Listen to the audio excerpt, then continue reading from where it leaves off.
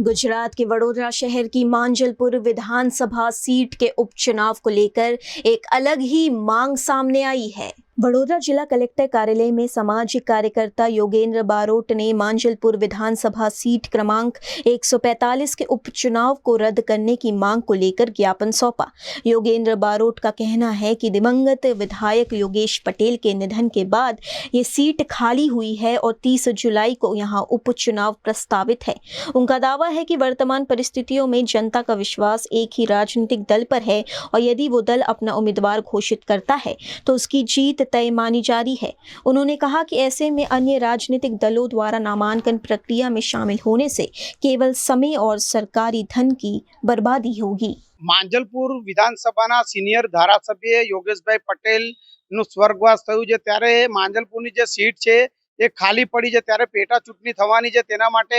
અહીંયા કલેક્ટર સાહેબને આવેદનપત્ર આપવા માટે આવ્યા છે કે આ ચૂંટણી કેન્સલ થાય અને કેન્સલ કરવામાં આવે ને એનું જે ભંડોળ છે એ ભંડોળ કલેક્ટરના સાહેબના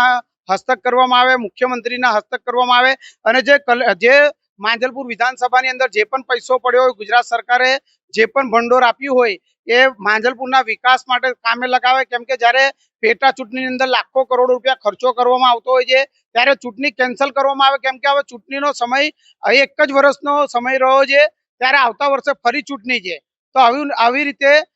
સંશોધન કરવામાં આવે કાયદામાં જ્યારે 75+ કોઈને ટિકિટ આપવામાં ના આવતી હોય ત્યારે યોગેશ કાકાને 76 વર્ષે ટિકિટ આપવામાં આવી હતી ત્યારે અમારી માંગ એક જ છે કે કાયદામાં સંશોધન કરવામાં આવે અને આ ચૂંટણી છે એ કેન્સલ કરવામાં આવે। આજે કલેક્ટર સાહેબને આવેદનપત્ર આપવા માટે આવ્યા છે।